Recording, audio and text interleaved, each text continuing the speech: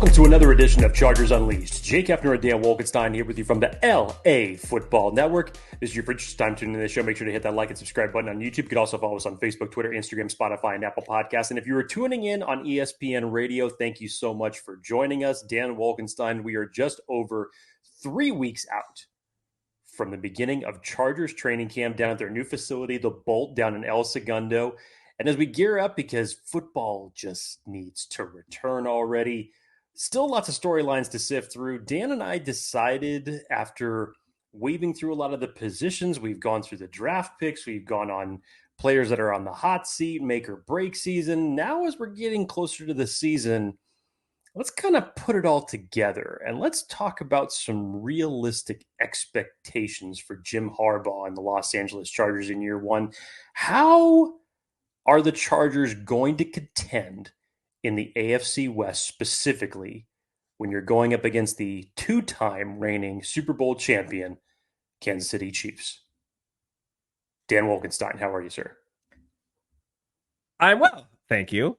Other than the fact that there really isn't much Chargers content or things for us to cover for this Chargers team, so we're all kind of going through slim pickings, finding things to discuss. And thankfully for us and for our listeners, we have an interesting article, a timely one, by Maurice Moton from Bleacher Report, going over the top storylines that will determine the winner of each of the NFL divisions for 2024. And wouldn't you know it, the title of it for the AFC West, Can Jim Harbaugh Quick Fix the Chargers Too? Which got us thinking, are the Chargers, are they AFC West title contenders? We'll get into that and all that and more. But first, Jake, how are you? Then let's pay the bills. I'm doing just fine, Dan. The drolls of the NFL season are wearing on me.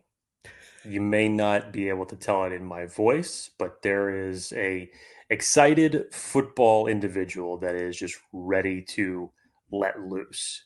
Training camps are right around the corner, followed by the preseason, followed by the regular season. Football needs to come back, please. But by the sounds of your voice, I have a feeling at least one of us is going to be the pessimist in this episode. I wonder who that would be. Dan Wolkenstein, trying to tap into the 2023 version of myself that has been dormant for a few months. This should be fun. Yes. But Jake, before we get to that, pay the bill, let's talk about our friends. I want to remind everybody that BetOnline is your number one source for all of your sports betting needs this season. From baseball, golf, soccer, right up to the top fights in the UFC, MMA, and boxing. Every stat, every matchup, and even live odds and spreads while the games are being played. When the game's over, head on over to our online casino and get in on the game of blackjack or poker, or unwind with one of our over 150 slot games that we have available. Head on over to the website today. That's betonline.ag to get in on the action. Use the promo code BELIEVE, that's BLEAV, for your 50% free bet credit on your first deposit for up to $250. BetOnline, the game starts here. So, I mentioned it before, Maurice Moton, July 1st article. So this was just yesterday. Came out with an article, top storylines that will determine the winner of each NFL division for the 2024 season. And Jake, let me get to the AFC West here. And wouldn't you know it, the AFC West biggest storyline, like I mentioned before, can Jim Harbaugh quick fix the Chargers too? And he went on to kind of highlight the history of the Los Angeles Chargers now with head coach Jim Harbaugh, what Jim Harbaugh's done in the past with previous teams, this team winning pretty quickly after Jim Harbaugh comes in, talks about the Pro Bowl players or Pro Bowl caliber players on this team, including Khalil Mack, Joey Bosa, Derwin James, even highlights Denzel Perryman in there. Talked about Rashawn Slater, as well as Joe Alt being selected number 5. Talked about the receivers and that being a question mark, that they were able to go ahead and kind of fill a major void with the departure of Keenan Allen and with Mike Williams. Gave a big emphasis in the run game from one Greg Roman offensive coordinator, as well as Gus Edwards, J.K. Dobbins tandem. But at the end of it, he says the Chargers offense has question marks with Alt moving to the right side and big cleats to fill at wide receiver. Yet Harbaugh's track record suggests that this team could be the biggest threat to the Kansas City Chiefs in the AFC West this year. So that got us thinking, But Jake, before we get into today's topic, I do want to highlight our sponsor, friends over at Rock Solid Sports Memorabilia, who actually just had a crazy signing event down in San Diego. It had the likes of Dan Fouts and had Charlie Joyner, had Lorenzo Neal, had all kinds of folk down there. Tuli Tuipulotu, Asante Samuel Jr., all in San Diego. Huge, huge event. They're doing another one, actually, and this time it's going to be a fundraiser down in San Diego. Saw the Chargers down in San Diego over at Camp Pendleton. That continues here, and I want to kind of give a quick preview for this. We saw it. We posted about it on Twitter today, but want to kind of give a quick overview here. They're doing a fundraiser backpack giveaway. So it's going to be on July 21st in San Diego. You can go to our Twitter handle at LAC_Unleashed to get the details, but Alohi Gilman, Rashawn Slater, Cornelius Johnson, old school, by the way, Quentin Jammer will be there as well, doing a bunch of signings. And what Rock Solid Sports Memorabilia is going to be doing for the fundraiser, every signature or item purchased for this event, which you can actually go there live or you can mail things in. Again, details are on the link. But for everything purchased, 2 backpacks will be donated to a child full of school supplies for this upcoming school year. So huge event. It's going to be kind of a tailgate block party type thing down in San Diego at the beach in Mission Beach. Jake and I will be there. Go do a good deed. Go get some swag. We can help with a fundraiser. We'll be doing a giveaway here in a bit to kind of help promote this thing a little bit more, but want to get folks details. Again, if you have any questions about it, DM us, question us in the chat, and we'll go ahead and get you more information. But Jake, without further ado, let's go ahead and get started with today's episode. Are the Chargers AFC West contenders? We'll talk about that next on Chargers Unleashed. Should the Chargers be viewed, in your opinion, as AFC West title contenders? And when we go through this, right, I think there's a few lenses to look into. One is perspective. Look at the history and what that tells you, which that doesn't look great. Then we can go through some of like the big rocks of what's most important in determining that. Coaches, coordinators, players, and schedule. So, Jake, what does history tell us? History tells us no, this is not going to happen at all. You go back to the last 20 matchups that the Chargers have had versus the Kansas City Chiefs, and this is dating all the way back to 2014. The last 20 matchups, the Chargers are 3-17 against the Kansas City Chiefs. The Kansas City Chiefs has just absolutely dominated this division. They are going for their 9th consecutive AFC West title. They are vying for that three-peat of the Super Bowl, the first time that's ever happened. And they have done it on the backs of Patrick Mahomes. They have done it on the backs of Andy Reid. And the crazy thing about this, Dan, is that you're talking about Patrick Mahomes, who came off of some of his worst regular season stats that he has had since he's been in the NFL. Worst regular season record he's ever had during his time in the NFL so far. The stats were not there. The weapons didn't show up as consistently as we have seen them in previous years. So what did they have to lean on last year by the time that they got in the Super Bowl and in the playoffs? It was their defense, Dan. So now you're talking about a team that's just rounding out to be more complete and tougher to beat, whether we're talking about at Arrowhead Stadium or on the road. And they are constantly retooling, improving in certain positions, and everybody's trying to figure out when is that time going to come where the Kansas City Chiefs are going to stumble and they're going to be knocked off their proverbial perch. And Dan, I hate to say it, this is a Chargers podcast.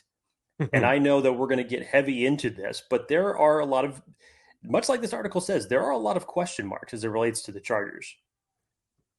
And Jim Harbaugh, as we have said repeatedly on this show, has won everywhere that he has been.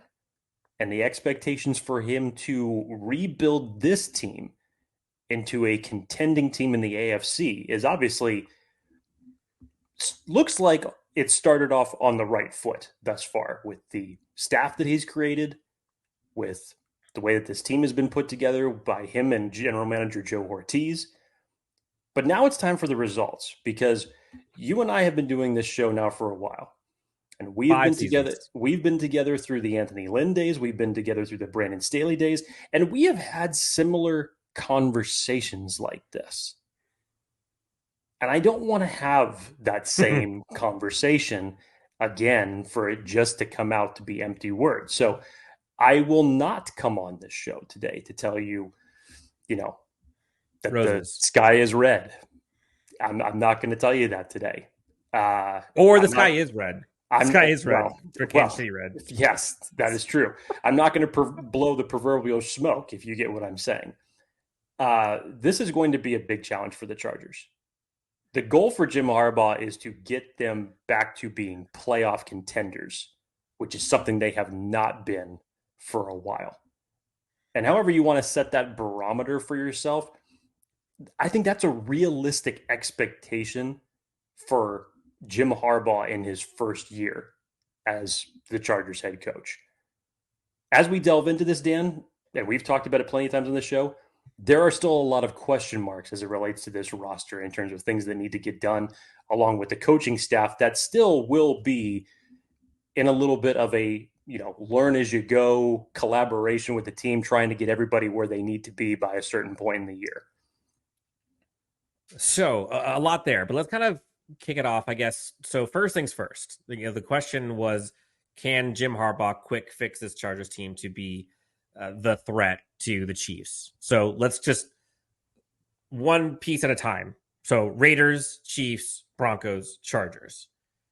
Are we in agreement that Chargers at worst should be second best in the AFC West? I.e., are the Raiders and Broncos worse than the Chargers? Do you believe that they will end up being worse than them? End of the day, yes. I like what Antonio Pierce is doing with the Raiders. I think that he's taking them in a good direction. It's almost ironic considering that these were two teams that were vying for the services of Jim Harbaugh after the national championship game. But I think that you're going to see the Raiders just eventually, step by step, they're going to become harder to beat. Divisional opponents, and even against the Raiders, they're still tough. They could be finished winning 2 games a year, and if one of them was against the Chargers, it would not matter to them. These are games that these two teams get up for, and they play hard for. And one of the individuals that you have on the screen there really loves playing against the Chargers because he's had a good track record, and I'm talking about one Max Crosby. And big reason why the Chargers went out and went offensive tackle at number 5. Max Crosby, meet Joe Alt and or Rashawn Slater. For the Raiders, in my opinion, they got a pretty darn good tight end room. I'm not sure about the running backs, the wide receivers. I mean, they got arguably the best one in the NFL. Offensive line, train wreck, in my opinion. Secondary, no clue what they're doing. That secondary looks like it needs some help. If you have a bad offensive line in this division or in this conference, that usually doesn't spell well. So bad offensive line plus question marks in the running game plus secondary question marks. Sounds like the Chargers issues from last year. Sound familiar? Exactly. Then you go to the Broncos, and I think it's an easy one. Like, that team seems to be kind of at a fire sale. Jerry Jeudy not there. Justin Simmons not there.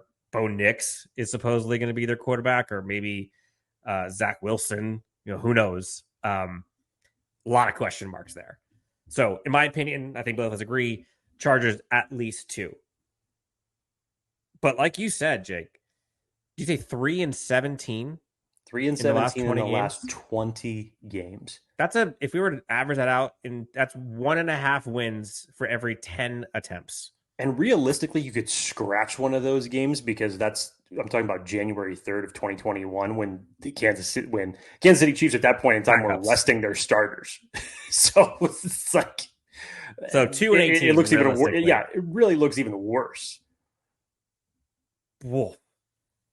But we've talked about the reasons, and you've kind of earmarked the head coaches, the general manager for the Chargers team, and we've all talked about the pitfalls of this team and the reasons that they have been less than contenders.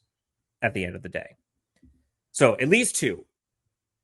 And so before we get into can they be AFC West contenders, let's look at some of like the big rocks of what signifies that. So let's start off with the coaches, right? If we were to go head to head here, again, we're not going to sit here and put rose-colored glasses through this, although some might try. People can say they want what they want about Jim Harbaugh, and we're all excited about Jim Harbaugh. But Andy Reid's a different story, right? Like, Andy Reid might be the best offensive mind in football, paired with, oh, by the way, Patrick Mahomes. But what I think is important here is many would say this has been the biggest disadvantage for the Chargers, has been the coaching comparison. And that has been one of the reasons why the Chargers consistently fall to the Chiefs, is because at the end of the day, coaching matters and the team hasn't been coached up. So what I would say is it's a lot closer now. Would you agree? I would agree with that. So from a coaching perspective, how much stock do we have in Jim Harbaugh and company? Jim Harbaugh, Jesse Minter, we'll talk about in a second, Greg Roman, Ryan Ficken. How much confidence do we have in the coaching staff being a determining factor in them winning or potentially winning or contending with the AFC West? Is that a confidence or is that a deterrent? I would imagine it's a confidence, right? It's that definitely gives you reason to believe. It's definitely a confidence. You know, again, you measure a 1-to-1 ratio here. There is no question on who you give the advantage to as a head coach between Andy Reid and Jim Harbaugh as it stands right now. Everybody will obviously point to Jim Harbaugh being out of the league for 10 years and him having to reacclimate and obviously, you know, gear this entire group together, both player and coach, you know, personnel coaches alike, in order to generate a winning formula. Now, do I think that he can go out there and do that? Yes, I believe that that's been his goal from day one. But if you're measuring it against Andy Reid, it's still a tough mountain to climb. But to your point, Dan, it gets a little bit closer. One of the biggest X factors that we have talked about repeatedly, more specifically during the Brandon Staley era, has been coaching. And whether it was a combination of Brandon Staley's defense with Joe Lombardi's offense that was there for 2 years, or if it was Brandon Staley's defense with Kellen Moore's offense, the game planning, the adaptation from one half to the next, the proverbial plan that the Chargers would come out to a game with and go on to execute that just wouldn't end up coming to fruition, or when someone would have, more importantly, when someone would have a counter for that plan, the Chargers just would not know how to react. Now you bring on Jim Harbaugh. Now you bring on Greg Roman, who Jim Harbaugh has plenty of familiarity with from his days in San Francisco. Now you bring on Jesse Minter, who obviously Jim Harbaugh has a lot of familiarity with, just coming off winning a national title with Michigan. And you have positional coaches that are littered on both sides of the ball that Jim Harbaugh has had familiarity with. I think that from the ground up, this system is being built in the image of Jim Harbaugh and the team that he wants to create and run. So what does that mean? What does that mean? That Justin Herbert's going to go back to being a game manager? No, I think he knows exactly what he's got with Justin Herbert and the howitzer that he possesses. But the point is, how are you able to get him to use it in a much more balanced way? How many times would you like to see this Chargers team milk the clock for the final 7 minutes of a game, which, if we're talking specifically about the Chiefs, that's how other teams have been able to do it. Control the clock, keep Patrick Mahomes off the field, run the ball, especially turning it over to the opposite side of the ball. The defense has been one of the biggest hindrances of Justin Herbert's career since he has been in the league. And now you take one of the youngest defensive minds in the game, in Jesse Minter, bringing him up for the college ranks, giving him the title of defensive coordinator for the Chargers. And solely defensive coordinator. Yes, having him build out this staff with this team, which, again, as far as personnel goes, there's still a lot of questions here. But if there's one thing in terms of what Dan's talking about as far as confidence goes, it's already been proven from the standpoint that Jesse Minter has been able to adapt in certain situations, as I've said repeatedly, and as defensive line coach Mike Elston has talked about. He says that Jesse Minter is the best situational defensive mind that he has gotten the chance to coach with. And Mike Elston's been coaching in the league now, or just in football for the past 27 years. So he's been around a while, and that's quite something to say about Jesse Minter at this part of his young career. So the confidence level, Dan, has to be up. But does it come par to the Chiefs? I kind of hate to use that old term that Patrick Mahomes said when he was walking on the green during that golf tournament. Knew you were going there. You believe it when you see it. You want an optimistic year for the Chargers, and we've essentially said this any of the last 3 years, is you split 1-1. That's optimism. Going 2-0 against them is damn near an impossibility. But most of the time, as it's related for the Chargers these past several years, you go 0-2. For those of you on ESPN Radio, you can listen to this full episode on YouTube and anywhere you get your podcasts, Apple, Spotify, you name it. Thank you so much for tuning in. Jake, let's continue. So again, I think there's two major components, right? There's the head-to-head thing, and then there's just strength. There's just looking at the schedule, right? Chargers have a much easier schedule this year than they have in years past, and just from a schedule win-loss record, can they take the crown? And in our schedule release, we went through our kind of predictions for the team. I have them going optimistically 11-6 or 10-7. That's kind of like the realm of where I have. I believe you were similar, right? I was similar. I think there was one game that separated us. I think we were between 10-7, 11-6. And do we think that can win the AFC West? I don't think so. Unless the Chiefs take a step back. And do we honestly think they're going to take a massive step back? Last year, they were supposed to take a massive step back. Last year was their step back. And their defense went AWOL and absolutely torched the NFL. But what I think is important here is the Chargers have closed that gap. And, it's you hate the glass half full silver linings stuff when the Chargers face the Chiefs. The proverbial, you hear the quotes all the time. Oh, they play them so tough and they match up so well against them. And then they lose 17 of 20. So realistically, you don't. If you lose that many, I don't care if it's all by 1 point, you're losing everything. That's the constant. That's the theme. The theme is you're not close. The theme is you lose almost every time you play. A lot of that, and I think what has made this kind of a juicy question, in my opinion, is realistically, the coaching staff has been the biggest reason for that. I think all of us would agree on kind of the big rocks of why the Chargers have not been AFC West contenders, right? And it's easy. There's a lot of low-hanging fruit, right? There's one, coaching, situational play calling, inability to adapt.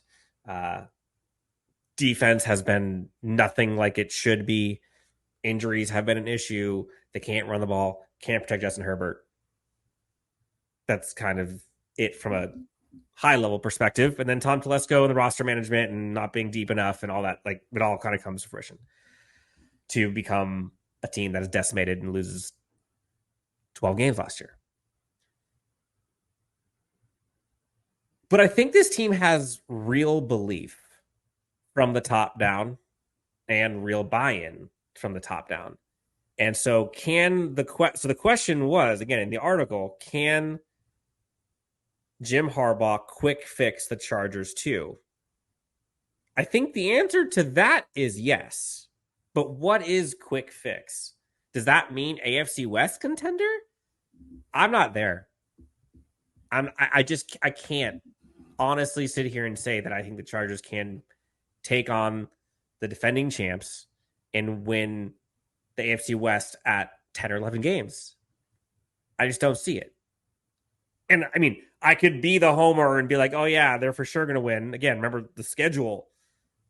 The losses I have are at the Steelers, against the Chiefs, at the Browns, home against the Bengals and Ravens, and then losing to the Raiders, and then the Chiefs again. And that's 10-7. If we're talking, I have the Raiders splitting. I have the Broncos. You have them beating the Broncos twice. I've got them losing to the Chiefs once, but then Ravens, Bengals. Can you say confidently you're going to beat either of those teams? I can't. Browns, I can't confidently say they're going to beat them. Steelers, can't confidently say I'm going to beat them. So what's been the Chiefs' record the last 3 years? Could 10-7 win the AFC West? Hell no. Not even close. No.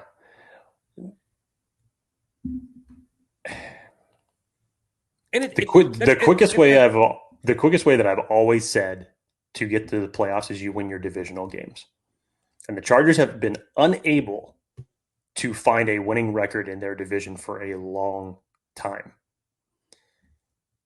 And with Jim Harbaugh, obviously, that's going to nullify different things. Obviously, as Dan said, as in terms of change, belief, buy-in, which we've already heard and talked about these players saying. There is a different feeling that you have seen in the last few months of Jim Harbaugh entering the Chargers facility and what he has been responsible for and had to do in terms of rebuilding this coaching staff, rebuilding this roster, draft process, whittle it down to what OTAs and minicamp has been like. The vibe has been completely different. You hear players talking differently about what this training camp or what these OTAs and minicamp and offseason have felt like thus far. There was some openness from players in terms of where they made mistakes in years prior, in terms of where they should have been. Dan and I refuse to say that phrase on paper anymore. We've had enough of it. We know that the fan base has had enough of hearing it. This is why you had to go out and get a guy like Jim Harbaugh, because results have eluded the Chargers for too long. You need to get results on Sundays, and that's what it's about. So again, can Jim Harbaugh quick fix the Chargers? I think the answer to that is yes.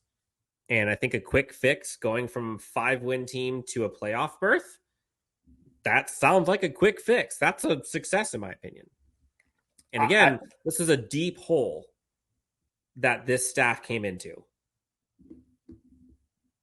Staff being GM and coaching staff, looking at the roster, what they had to kind of fix to get to where they're at now.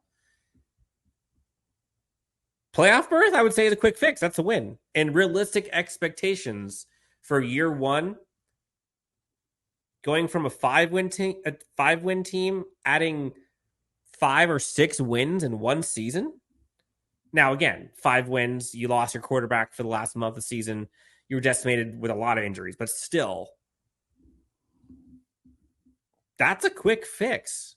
Hey, you've seen it happen with these teams that can have quick turnarounds. Look at the Houston Texans where they were 2 years ago. And look at the biggest reasons why they turn around. I think that's kind of there you go. The big piece. How about coaching being a big one of them? Rookie stud quarterback. Another one. Or just quarterback who's healthy. It is possible. It can be done. But in terms of success, Dan, I would actually kick it up a notch further, not just playoff berth. I would say you've got to get one W in the playoffs. I think that has to be the divisional round. Yes, I think that has to be your barometer as it stands right now. So let's say that's the quick fix. So if we put the bar at playoff wins, can they do that? Are you expecting that? If you told me that the Chargers could enter the playoffs with a 10-7 record and get a playoff win in that scenario, I would say, hey, that's a great start in year one of Jim Harbaugh's coaching career for the But Chargers. but will they? That's what I'm asking. Do you think they can? I believe that they can, yes.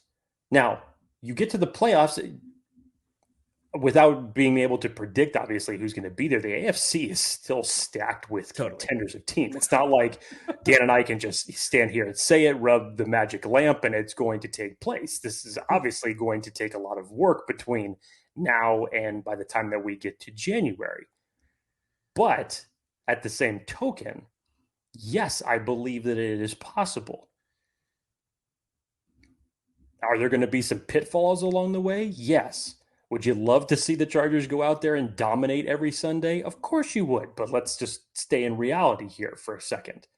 I think there is going to be some pitfall times. There's going to be some growing pains between whether it's situational coaching or if it's players. You're going to have those bad days.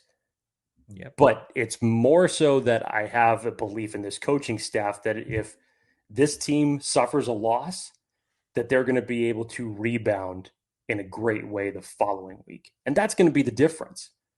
That's going to be the difference to me, Dan.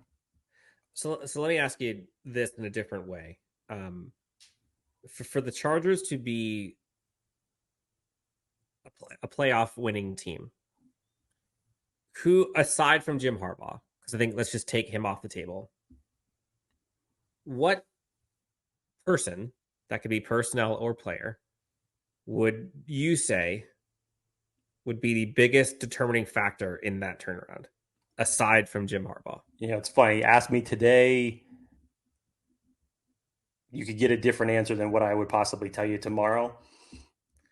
There's a reason why you went out and you paid Ben Herbert a lot of money and gave him a press conference when he arrived with the team. Okay. We know that dreaded word that again we don't like saying on this show. It starts with an I, that he was solely brought in to fix. But I think you look at it, Dana, and those stats against Justin Herbert, given what his defense has given him over the last 4 years since he's been in the league, you gotta say it's Jesse Minter. Okay. I thought you were going to say Ben Herbert. Okay. Ask me tomorrow, and maybe Ben Herbert today. I'm saying it's Jesse Minter. Yeah, you took my answer. Sorry. No, that's okay. I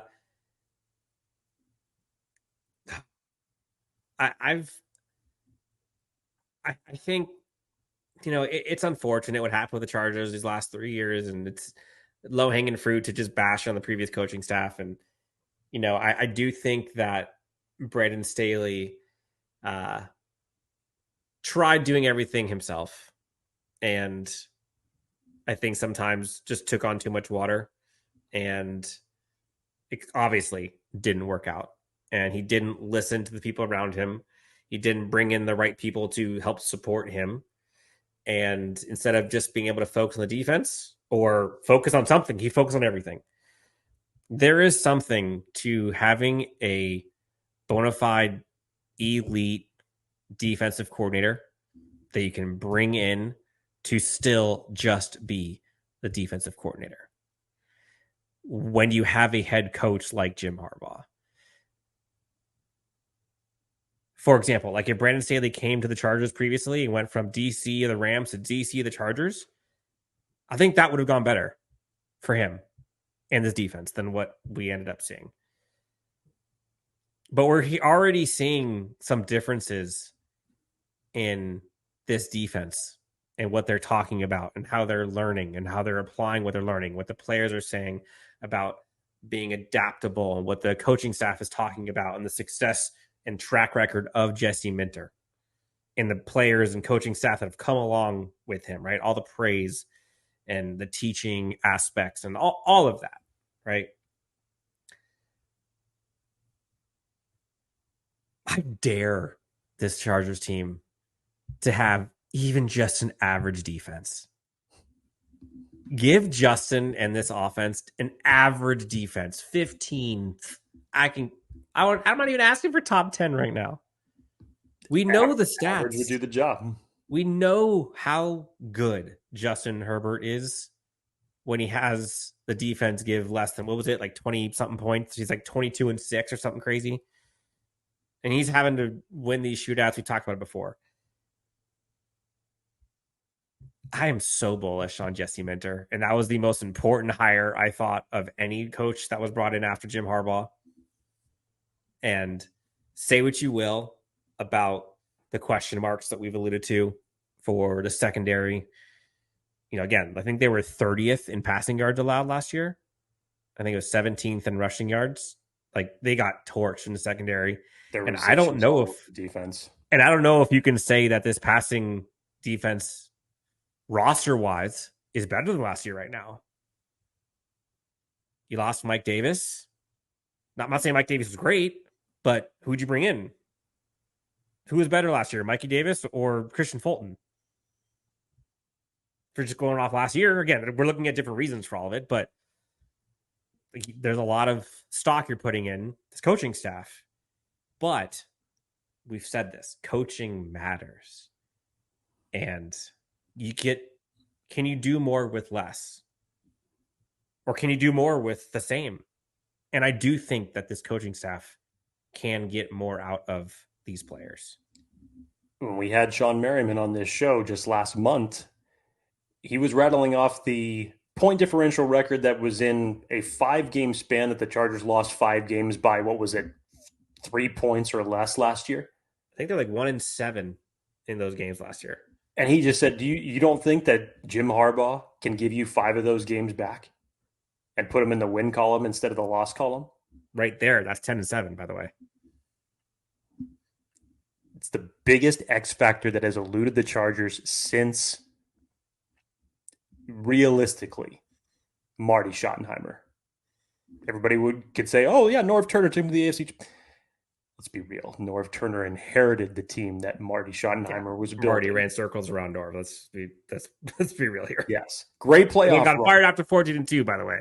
It forged a great legacy for Phillip Rivers playing in that AFC Championship game with his torn ACL. It was awesome, even in a loss. But you haven't had a vibe like this since the days of Marty Ball. It just feels different from a coaching perspective. And that's the one thing that the Chargers have been chasing. So like realistically, right? And maybe this is a topic for another day, but in short, do you think that the roster 1-52, when it's all said and done, will be better this year than last year? 1-52, I couldn't accurately say that, Dan.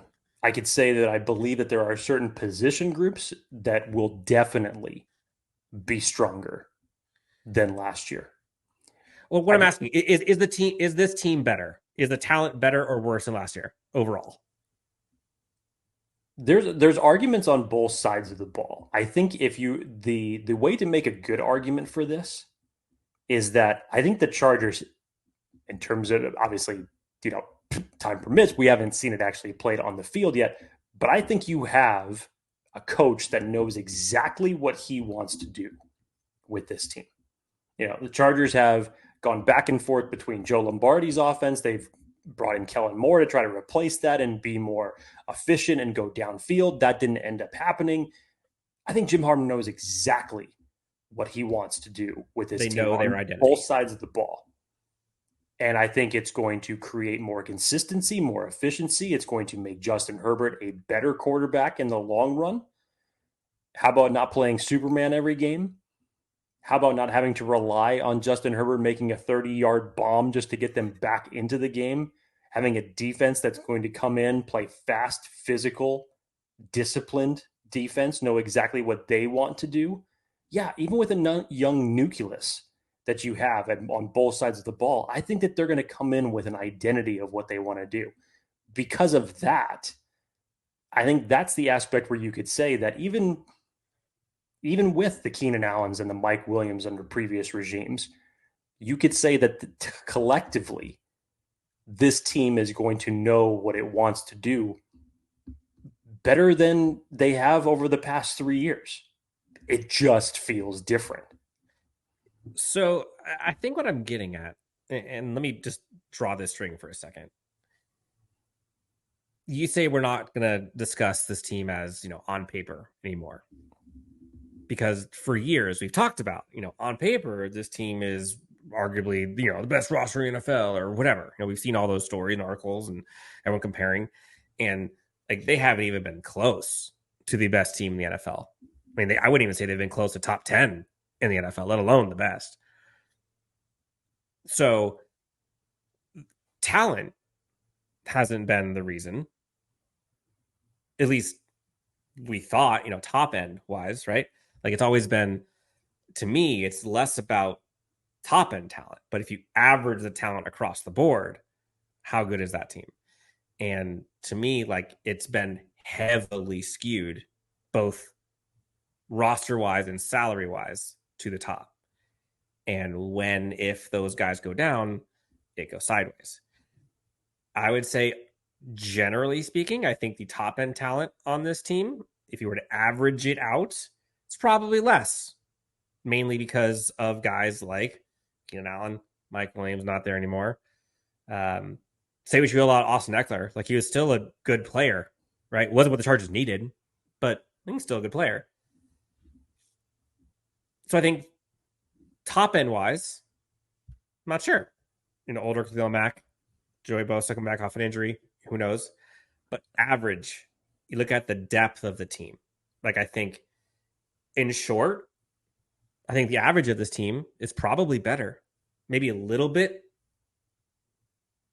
better, but I think it's close. If you average 1 to 52, top to bottom, right? Look at the depth of the linebacker room, for example. Look at the depth of the edge group, for example. Look at the depth of wide receiver. Instead of just going 1 through 2, go 1 through 5, 1 through 6.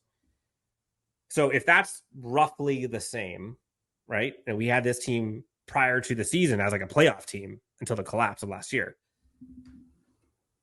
The coaching difference, I think that one is like a big advantage to 2024 Chargers. Huge.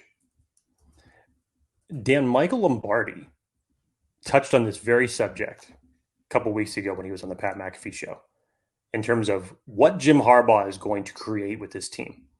And as you said, for the longest time, we'd hear it from the national media. We'd hear it from everybody. Oh, the Chargers are one of the most talented teams in the NFL.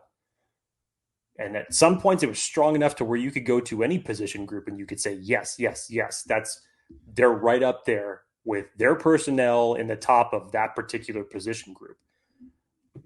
Mike Lombardi has a different philosophy on this because this is what he said. It's not about being the most talented team. It's about being the most connected team. And he said, that is what Jim Harbaugh is going to instill in this roster. We haven't mentioned him much, but Joe Ortiz has done exactly what he said he's going to do in terms of building this depth up from this roster, both in free agency moves and in the draft. I think they have made their team deeper. And Dan, as you mentioned, coaching is going to elevate a lot. And whether we're talking about veterans that have been in this league for 10 plus years, or we're talking about guys that are coming into their first season, coaching is going to elevate a lot with the personnel that you have on this team. And that's going to be the difference. That's going to be the difference. Yeah, we can get into the specifics, right? Which we don't need to. We've done it before. But what Jesse Minter means in terms of the style of coaching, the style of defense, the type of defense his staff he has beneath him, right? The emphasis of Jim Harbaugh and Greg Roman and what this receiving group is looking like now.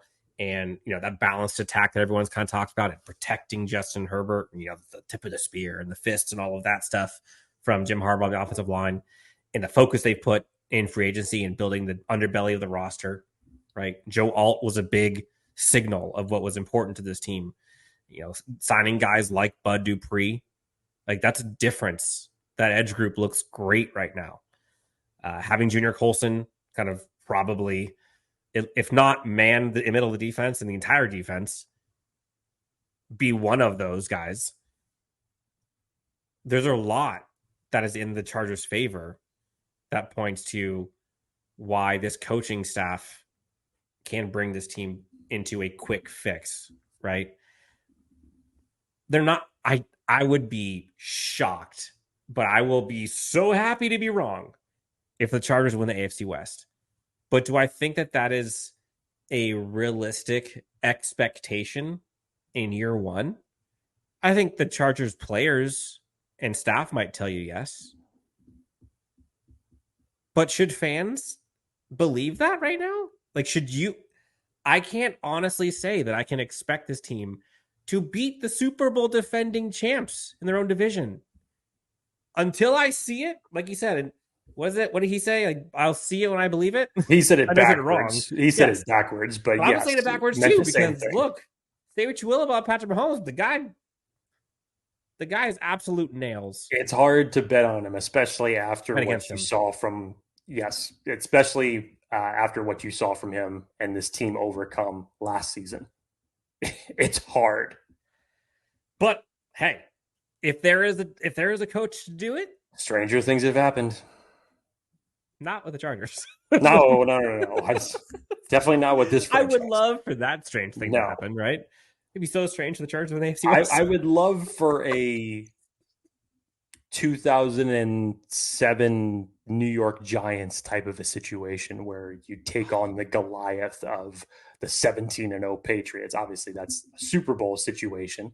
And the Giants getting into the playoffs, even with a 10-6 record that year. I would love for a situation like that to play out for the Chargers. But if we look at it like this, again, this is year one for Jim Harbaugh. I think if you could tell me and play Nostradamus and tell me that January comes and the Chargers get in the playoffs, win a playoff game, even at winning a playoff game after what the Chargers have suffered over the past several years, I'll take that in year one for Jim Harbaugh. You're on your way. I have full confidence in what he's going to be able to continually build with this team along with Joe Ortiz for the future. So you may say that my expectations are severely low, and I get that. And hey, for everybody that wants to, pound the 2025 Super Bowl drum for the Chargers, please do it, and do it loudly and do it proudly. But it's hard to find the road to get there as it stands right now. Yeah. So you and I have the Chargers going 10-7, 11-6, somewhere in that frame. Okay. Real quick, for those of you watching and you're still listening, shout out to you, by the way, because I know this time of year there's not much going on. But Jake, real quick, this is the Chiefs schedule for 2024. Would 10-7, 11-6 be an AFC West title? Okay. Real quick. Week 1 against the Ravens, win or loss for the Chiefs. Oh, sorry. The way that this looked for a second, I thought it was starting the pitch. I'm like, oh, no, that's preseason. My bad. It's a toss-up. Honestly, it's a toss-up. Let's say first toss-up. Let's call it a win. I'll probably, week 1 at Arrowhead, you always have to go with the Chiefs when they're at Arrowhead, essentially. Okay, there's one win. Week 2, Raiders. Yeah. Win. Week 3, at Browns.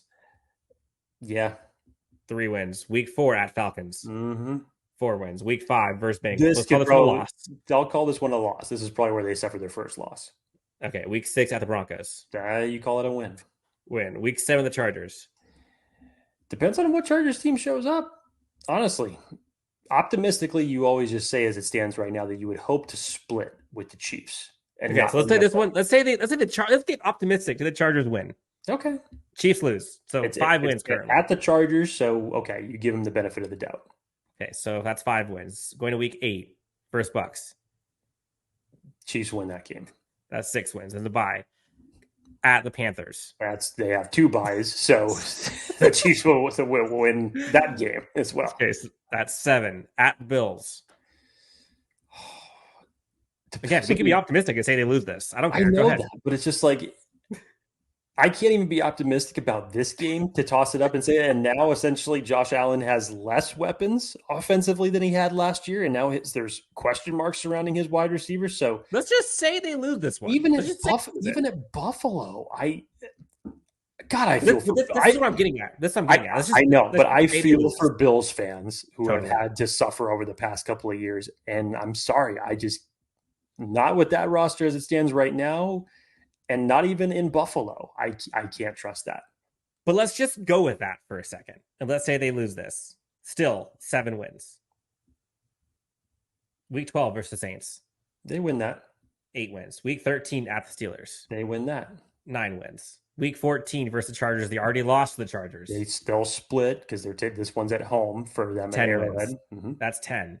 Already at 10, by the way. Week 15 at the Raiders. Yeah, they'll take that one too. Okay, 11. Week 16 versus the Texans. This is, God, I would love to see CJ Stroud get this game. That'd be fun. That would be great to watch. And it's in Houston. Mm-hmm. I say it again though. It's hard to bet against Andy Reid and Patrick Mahomes. So 12 wins. Mm-hmm.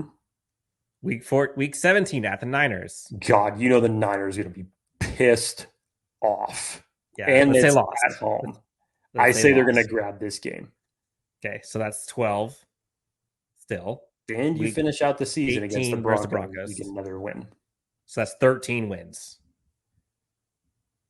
So, again, we were being kind of optimistic here for Chargers fans as to what path leads to the Chargers getting an AFC West possibility.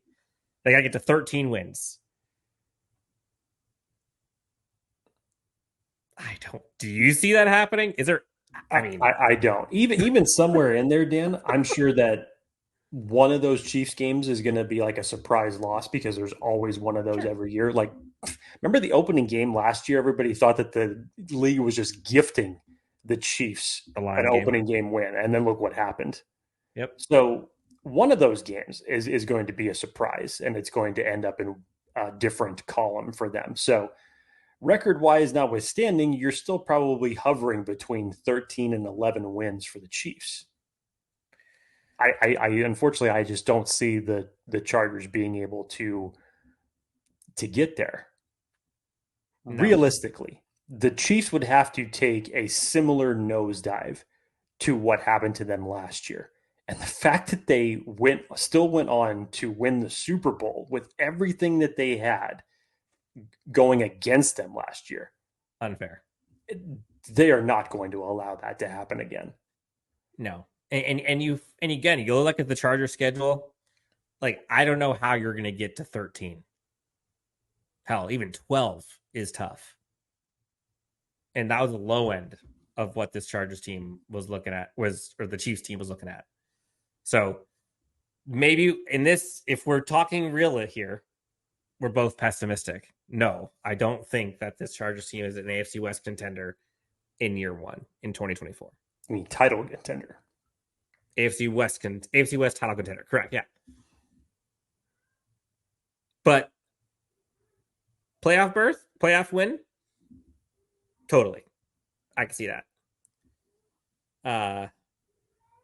Anything else? I know this is a long one. We kind of went through different angles here. We went through the coaching side, went through the AFC West as a whole. We went through the Chargers' history with the Chiefs. We went through kind of a head-to-head type thing as well as a schedule.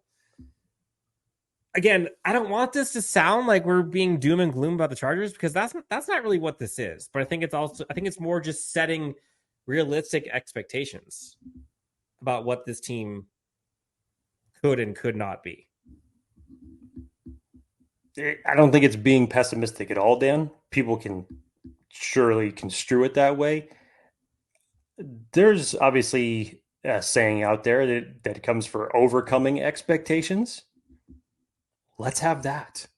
I'm all for being proven wrong. I've said that many times on this show. I love being proven wrong because it means that the Chargers did something good in that circumstance. So by all means, prove me wrong every chance that you get, Chargers.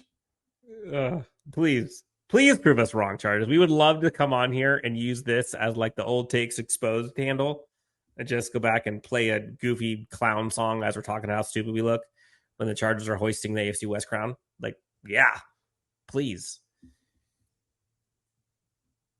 See when I believe it. Jake, we did it. Somehow got to 50 plus minutes on an episode. in July. We're like, what, 3 weeks, 2 weeks, little over 2 weeks away? 3 weeks. Is it the 16th and the 23rd? I think those are the two. 16th for rookies. For that, but if we're talking about open training camp. Okay, yes. Yes, we're just over 3 weeks away. Yes. Let's end this one. Anything going on for the 4th? Low-key? Easy? Yeah. A good libation is all I need. Good libations. That sounds like a good remix to Good Vibrations. For Jake Hefner, I'm Dan Wolkenstein. This has been Chargers Unleashed. We'll talk to you next time on Chargers Unleashed. Happy 4th of July, everybody.